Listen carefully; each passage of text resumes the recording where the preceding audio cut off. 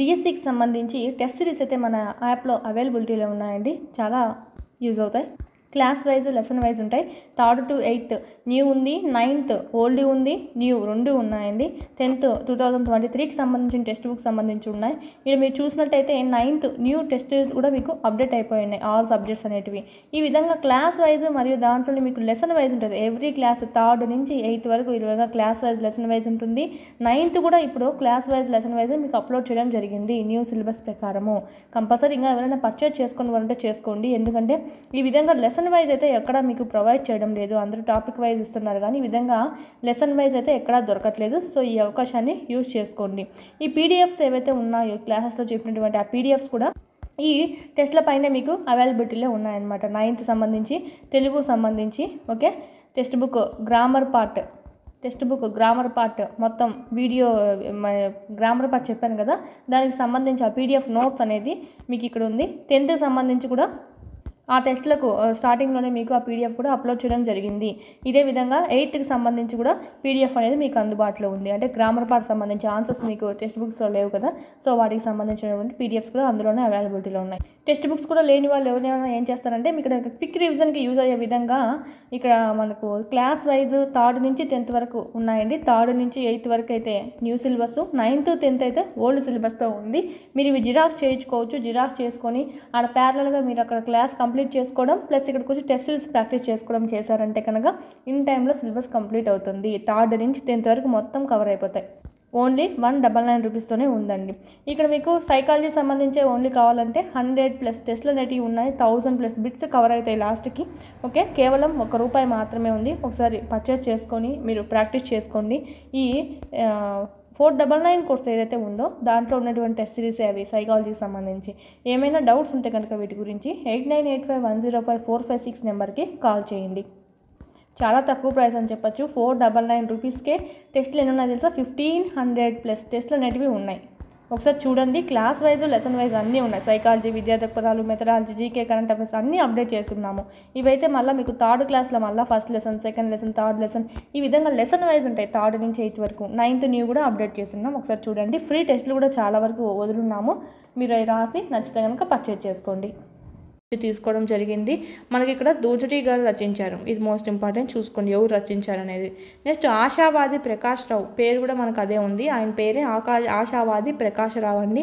ఇందులోంచి తీసుకున్నారు ప్రకాశ ప్రదీపనం అనేటువంటి దాంట్లోంచి తీసుకున్నారు. ఆయన పేరే పెట్టుకున్నాడు ఆశావాది అని చెప్పి ముందరుండేది. ఓకే, మనకి ఇక్కడ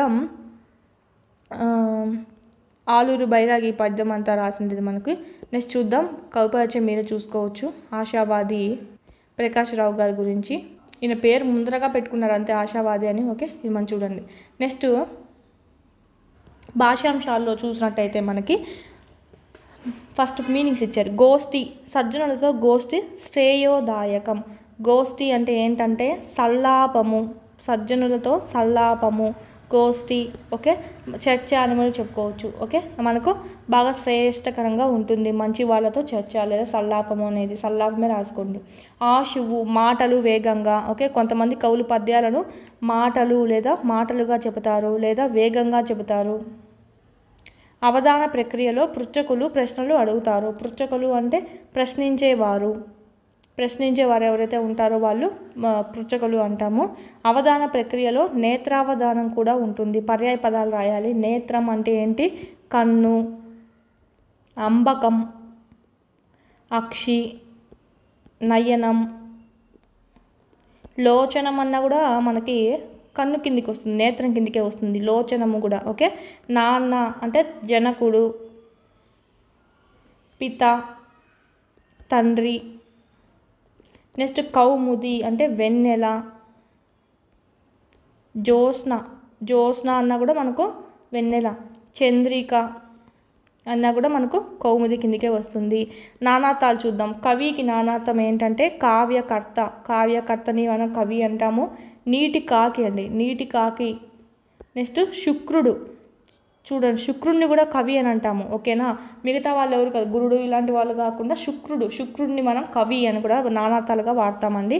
నెక్స్ట్ గురువు, తండ్రి. ఉపాధ్యాయుడు. కృషి ఆల్రెడీ చెప్పుకున్నాం ముందర. సేద్యం, ప్రయత్నం, ఉద్యోగం. కృషికి నానార్థాలు అనమాట. ఉత్పత్తి అర్థాలు చూద్దాం. కృతులు అంటే ఎవరంటే నెరవేరిన పని చేయువ, నెరవేరిన పని కలవారు అంటే మనకి నేర్పరులు అని చెప్పచ్చు. నెరవేరిన పని కలవారు, నేర్పరులు. పౌత్రుడు కొడుకుకు కొడుకు, కొడుకుకి కొడుకు ఎవరు? మనవడు. పౌత్రుడు అంటే ఆచార్యుడు, వేద వ్యాఖ్యానం చేయువారు ఎవరు? గురువు. నెక్స్ట్ కింద ప్రకృతి వికృతులు అనేటివి ఇచ్చారు. పీడిఎఫ్ ఏదైతే ఉందో అది మీకు ఆల్రెడీ 499 కోర్సులో ఉంది, దాంట్లో అన్నీ రాసున్నామండి, మీకు చాలా యూజ్ అవుతుంది. దైవం ఇక్కడ మనకు ప్రకృతి వికృతులు ప్రకృతులు రాయాలంట. దైవం, దయ్యం ఇది ప్రకృతి, ఇది వికృతి. అక్కరం, అక్షరం. కార్యం, కర్జం. పద్యము, పద్యము. కీర్తి, కీరితి. సంధియం, సందేహం ప్రకృతి, సంధియం వికృతి. వమ్ము ఓకేనా. వ్యర్థం అనేది మనకు ప్రకృతి, ఇక్కడ వమ్ము అనేది వికృతి. కానిక, కవిత, కైత.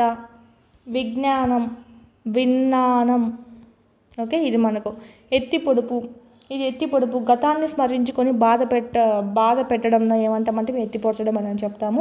కత్తి మీద సాము అంటే ప్రమాదకర పరిస్థితి అని. తామర తంపర అంటే ఎక్కువగా, అధికంగా అనే మీనింగ్లో వాడుతూ ఉంటాం. ఇవన్నీ జాతీయాలు, ఏ సందర్భాల్లో వాడతారు, మీనింగ్ ఏంటని అడిగారు ఇవి మనకు. నెక్స్ట్ అండి మనకు అష్టావధానం, ప్లస్ అవధానం. ఇక్కడ మనకు దీర్ఘం ఏకాదేశం అయింది కాబట్టి సవర్ణ దీర్ఘ సంధి. పుస్తక ప్లస్ ఆకృతి, పుస్తకాకృతి. సో ఇది కూడా మనకు సవర్ణ దీర్ఘ సంధి. నేత్రావధానులు, నేత్ర ప్లస్ అవధానులు, ఇది కూడా మనకు సవర్ణ దీర్ఘ సంధి. అద్యంతం, ఆది ప్లస్ అంతం, అద్యంతం. ఇది ఏమవుతుంది? యనాదేశ సంధి. యావత్తు, రావత్తు మనకు మనకి అంటే రావత్తు అనమాట. అని వచ్చిందంటే కనుక భావత్తు. ఇవన్నీ మనకు యనాదేశ సంధికి. ఉన్నతోద్యోగులు, ఉన్నత ప్లస్ ఉద్యోగులు. ఆ ప్లస్ ఊ ఏమైంది? ఓ అయింది కాబట్టి గుణసంధి. నెక్స్ట్ రసౌచిత్తం, రస ప్లస్ ఔచిత్యం ఓకేనా. ఇలాంటివి వచ్చాయంటే మనకి ఏమవుతుంది? వృద్ధి సంధి. దివ్యౌషధం, ఇక్కడ విడదీయడం మోస్ట్ ఇంపార్టెంట్. దివ్య ప్లస్ ఔషధం వృద్ధి సంధి. దేవాలయం, దేవా ప్లస్ ఆలయం దీర్ఘం ఏకాదేశం అయింది కాబట్టి సవర్ణ దీర్ఘ సంధి.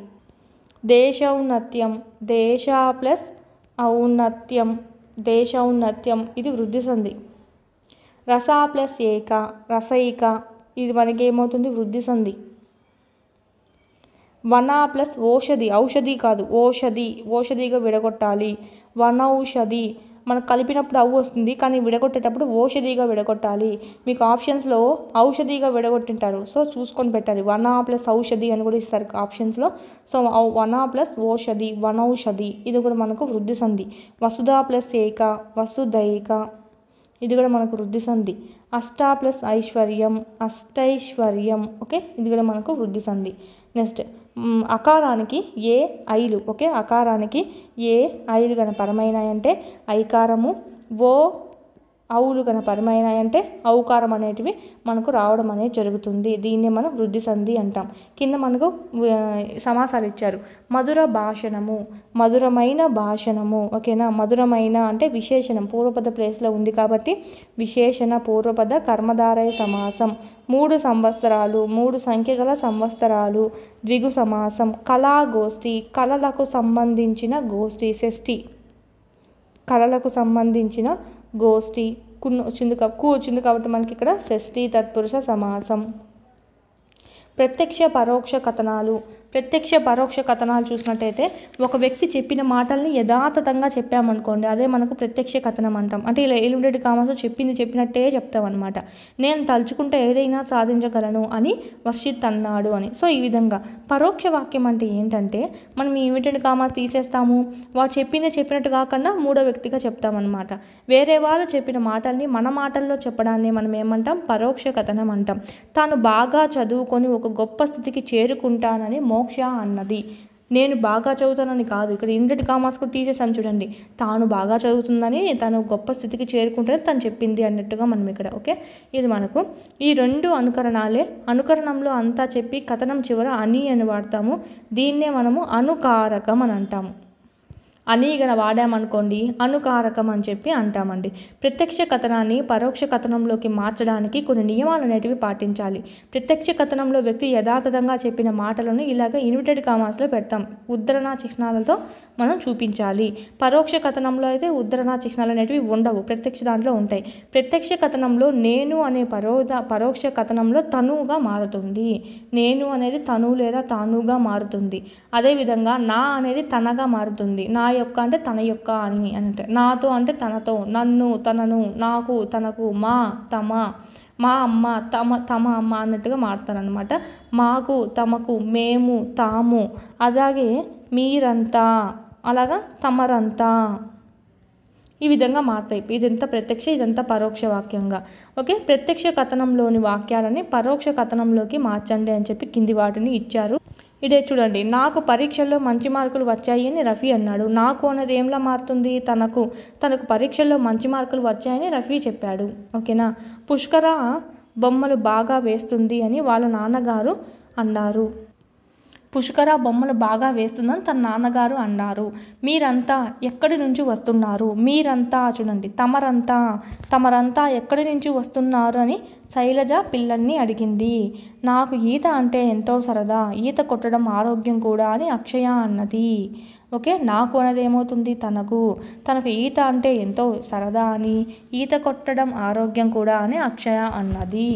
ఇలా రాస్తాం. పరోక్ష కథనంలోని వాక్యాలు ప్రత్యక్ష వాక్యంలోకి మార్చాలంట. చదువుకున్న విద్యార్థికి క్రమశిక్షణ చాలా ముఖ్యమని ఉపాధ్యాయులు చెప్పారు. చదువుకున్న విద్యార్థికి క్రమశిక్షణ చాలా ముఖ్యం. ఇంతవరకు మనకి ఏమిటంటే కామర్స్ వస్తాయి అని ఉపాధ్యాయులు చెప్పారు అని వస్తుంది. తమ జీవితంలో ఎన్నో కష్టాలు ఎదుర్కొని ఈ స్థితికి చేరానని కలాం అన్నారు. తమ జీవితంలో అంట, తను జీవితంలో అంట. ఇదేముంది? నేను జీవితంలో ఎన్నో కష్టాలు ఎదుర్కొని ఈ స్థితికి చేరాను అని కలాం అన్నారు. ఓకేనా. తామంతా నిత్యం పుస్తకాలు చదువుతూ ఉంటామని పిల్లలు చెప్పారు. తాము అనేది ఏమవుతుంది? ముందుగా మనకి ప్రత్యక్షలో మేముగా ఉంటుంది. మేమంతా నిత్యం పుస్తకాలు చదువుతూ ఉంటాము అని పిల్లలు చెప్పారు. తాను ఒక ప్రకృతి ఆరాధకుడని విజయ్ అన్నాడు. తాను, ఓకే, ఇక్కడ కూడా మనకి ఏముంది? తాను వచ్చింది. అంటే నేను ఒక ప్రకృతి ఆరాధకుడిని అని విజయ్ అన్నాడు. ఓకే, ఇది మనకు. నెక్స్ట్ మనకు భాస్కర శతకంలో ఉంది ఇచ్చారు, మారద వెంకయ్య గారు రచించారు. ఇక్కడ ఇచ్చినటువంటిది పోయం అనేది. సో చూసుకోవచ్చు. నెక్స్ట్ లెసన్ డిఎస్సికి సంబంధించి టెస్ట్ సిరీస్ అయితే మన యాప్లో అవైలబిలిటీలో ఉన్నాయండి. చాలా యూజ్ అవుతాయి. క్లాస్ వైజ్, లెసన్ వైజ్ ఉంటాయి.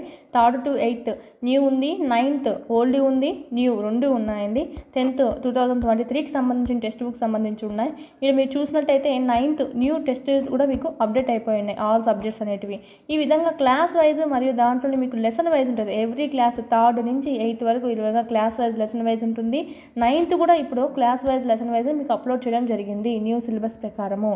కంపల్సరీ ఇంకా ఎవరైనా పర్చేజ్ చేసుకోవాలంటే చేసుకోండి. ఎందుకంటే ఈ విధంగా లెసన్ వైజ్ అయితే ఎక్కడ మీకు ప్రొవైడ్ చేయడం లేదు. అందరూ టాపిక్ వైజ్ ఇస్తున్నారు కానీ ఈ విధంగా లెసన్ వైజ్ అయితే ఎక్కడా దొరకట్లేదు. సో ఈ అవకాశాన్ని యూజ్ చేసుకోండి.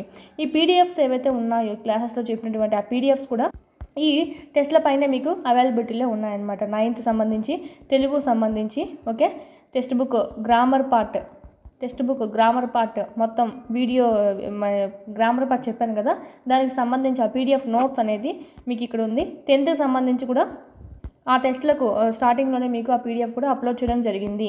ఇదే విధంగా 8th సంబంధించి కూడా పీడిఎఫ్ అనేది మీకు అందుబాటులో ఉంది. అంటే గ్రామర్ పార్ట్ సంబంధించి ఆన్సర్స్ మీకు టెక్స్ట్ బుక్స్లో లేవు కదా, సో వాటికి సంబంధించినటువంటి పీడిఎఫ్స్ కూడా అందులోనే అవైలబిలిటీలో ఉన్నాయి. టెక్స్ట్ బుక్స్ కూడా లేని వాళ్ళు ఎవరైనా ఏం చేస్తారంటే మీకు ఇక్కడ క్విక్ రివిజన్కి యూజ్ అయ్యే విధంగా ఇక్కడ మనకు క్లాస్ వైజ్ 3rd నుంచి 10th వరకు ఉన్నాయండి. 3rd నుంచి 8th వరకు అయితే న్యూ సిలబస్, 9th 10th అయితే ఓల్డ్ సిలబస్తో ఉంది. మీరు ఇవి జిరాక్స్ చేయించుకోవచ్చు. జిరాక్స్ చేసుకొని ఆడ ప్యారలల్గా మీరు అక్కడ క్లాస్ కంప్లీట్ చేసుకోవడం ప్లస్ ఇక్కడికి వచ్చి టెస్ట్ సిరీస్ ప్రాక్టీస్ చేసుకోవడం చేశారంటే కనుక ఇన్ టైంలో సిలబస్ కంప్లీట్ అవుతుంది. 3rd నుంచి 10th వరకు మొత్తం కవర్ అయిపోతాయి.